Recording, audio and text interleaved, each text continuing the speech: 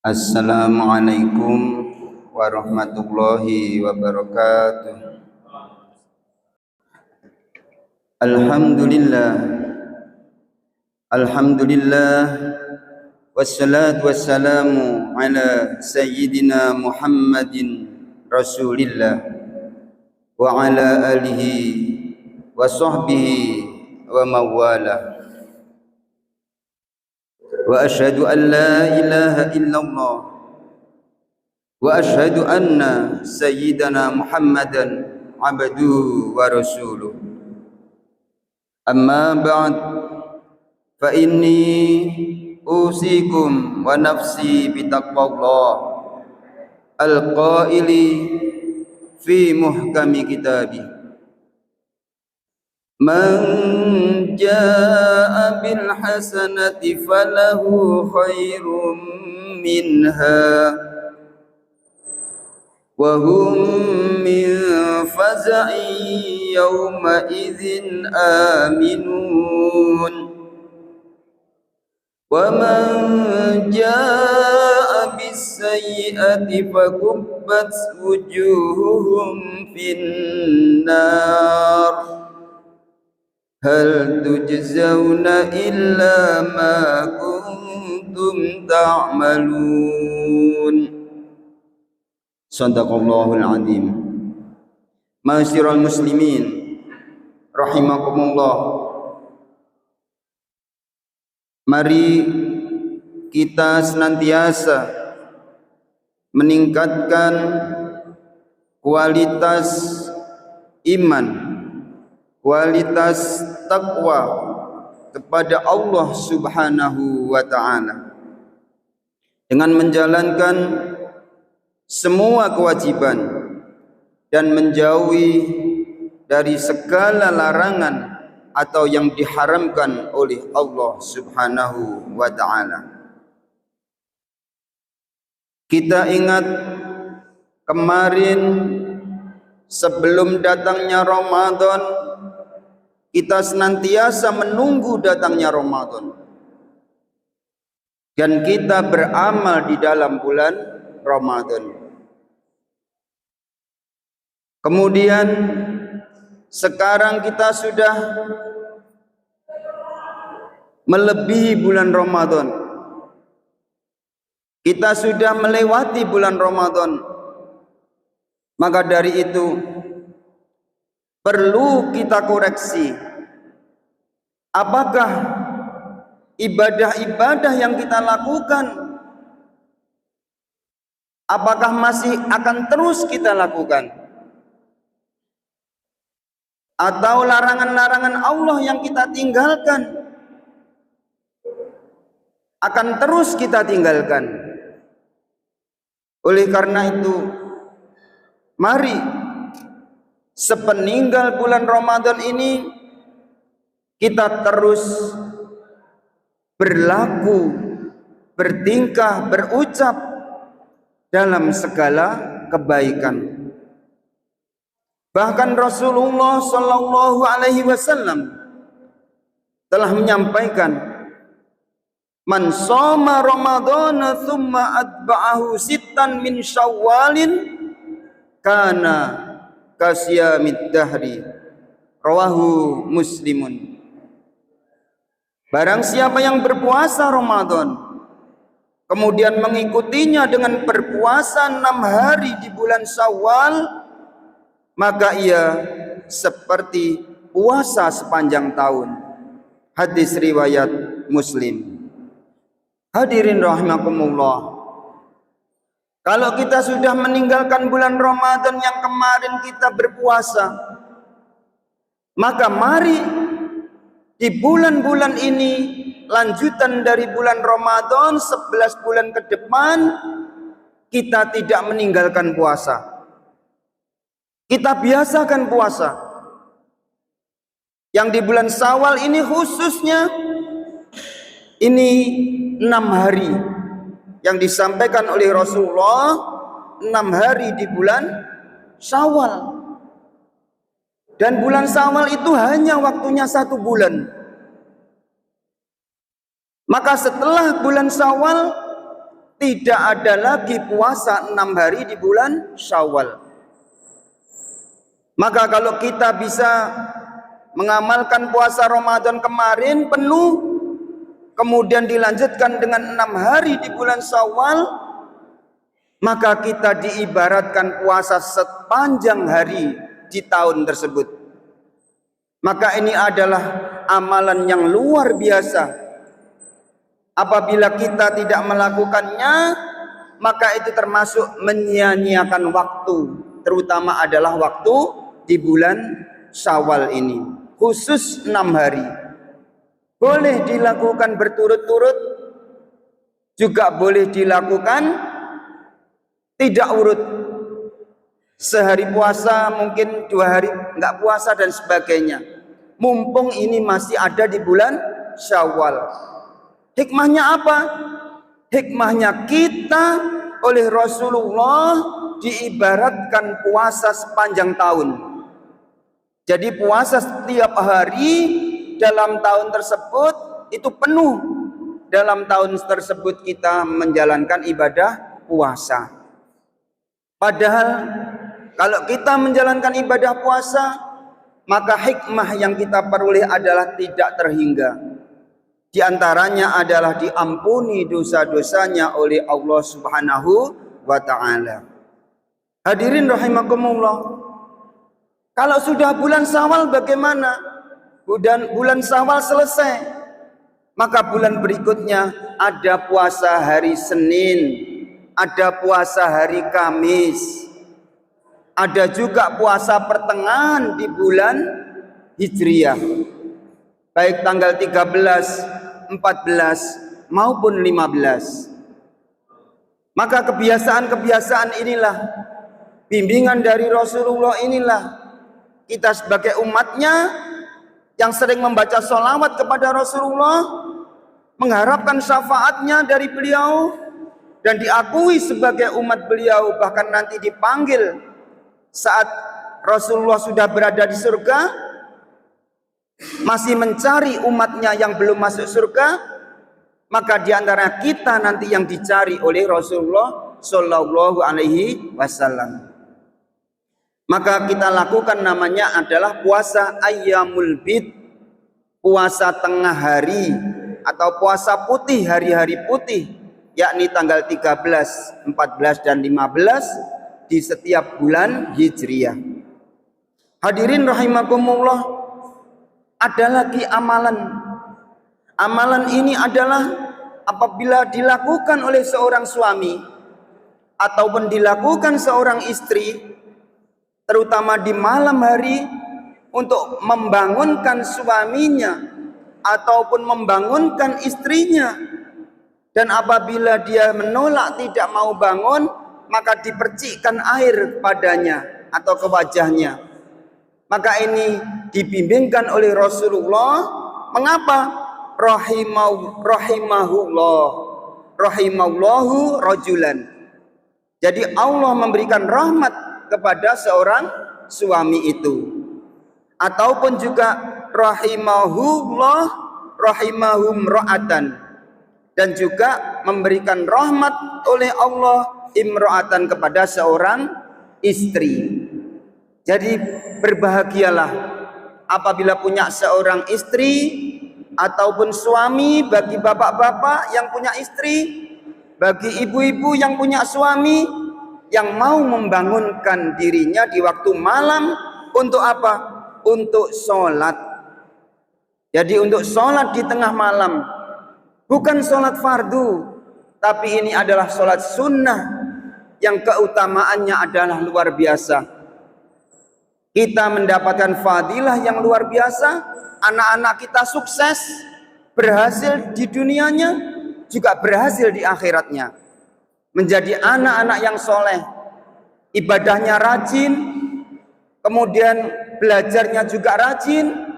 Itu adalah berkat doa dari kedua orang tuanya, ataupun juga doa dari kakek neneknya.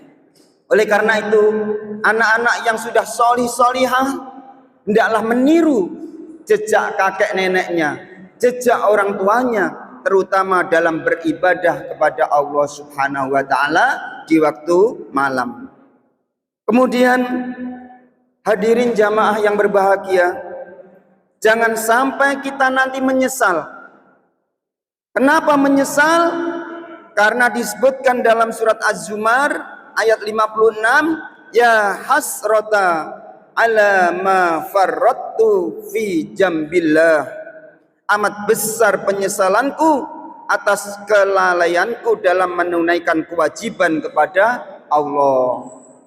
Jadi monggo kita terus menambah, terutama adalah pemahaman terhadap agama Islam, sehingga kita tahu kewajiban-kewajiban mana. Kewajiban seorang anak terhadap orang tuanya apa diantaranya? Diantaranya adalah menjadi anak soleh dan mendoakan kedua orang tuanya. Itu hendaklah jangan sampai kita tidak mengetahuinya. Juga kewajiban seorang manusia adalah belajar. Apalagi sekarang zamannya setan gepeng seperti ini. Kadang-kadang di waktu khutbah dia tidak mendengarkan khutbah, tapi dia malah bermain menggunakan setan gepeng seperti ini hanya untuk game. Yang game itu tidak mengandung manfaat dari untuk dirinya maupun di hari kemudian. Jadi di sini hendaklah kita bisa bermain peran di dalam kehidupan ini. Jangan sampai menyesal di hadapan Allah Subhanahu wa taala karena melalaikan kewajiban. Kemudian juga termasuk ini, lau annali karrotan fakuna minal muhsinin. Dalam surat Az-Zumar juga ayat 58, seandainya aku dapat kembali ke dunia, ini adalah orang-orang yang sudah meninggal. Seandainya aku dapat kembali ke dunia, niscaya aku akan termasuk orang-orang yang berbuat baik. Jadi penyesalan adalah di belakang hari, dan tidak akan waktu itu bisa diputar kembali ke dunia apabila kita sudah kembali menghadap Allah Subhanahu wa taala. Inilah pentingnya kita dalam agama Islam ini sering diingatkan, terutama tentang kematian, tentang neraka, tentang surga dan sebagainya. Kemudian ada lagi diingatkan, Rabbana ahrojna na'mal solihan khairal ladzi kunna na'mal. Ini surat Fatir ayat 37. Ya Allah, ya Tuhan kami, keluarkanlah kami dari neraka. Jadi dia sudah berada di neraka, masih bisa berdoa kepada Allah. Tapi doanya itu minta dikeluarkan dari neraka. Niscaya kami akan mengerjakan amal soleh yang berlainan dengan apa yang telah kami kerjakan dahulu. Jadi dia waktu dulu di dunia itu mengerjakan amal-amal yang buruk, amal-amal yang jelek, maksiat dan sebagainya.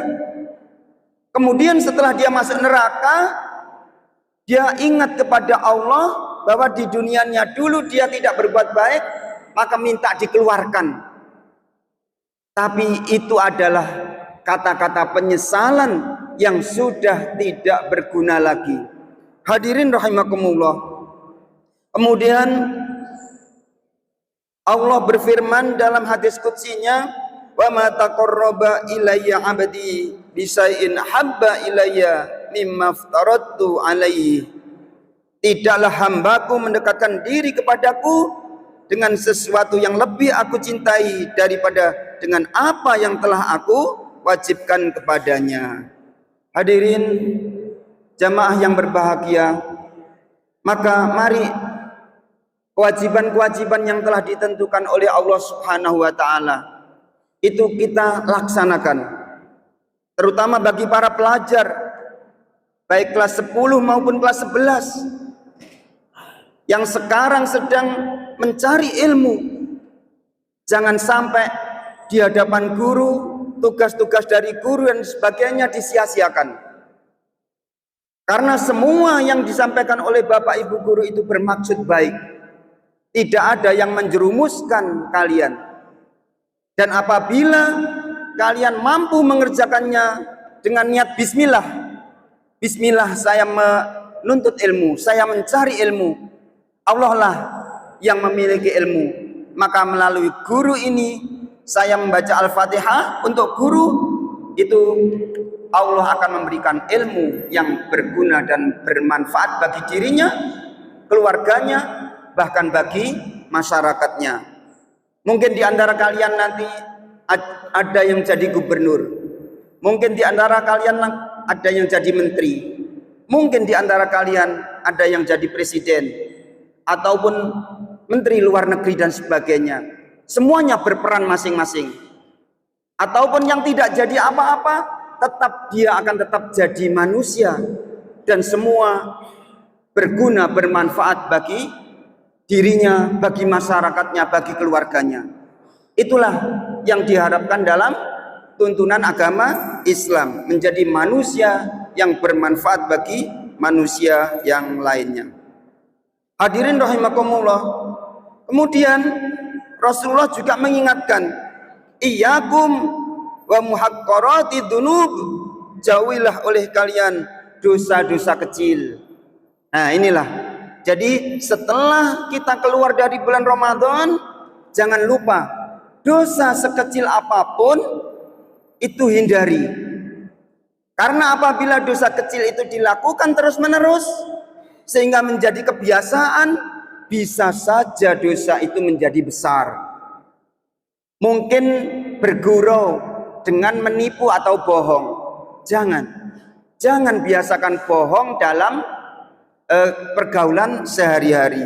Itu akan rugi pada diri kita dan mungkin nanti akhirnya tidak akan dipercaya lagi oleh teman ataupun masyarakatnya.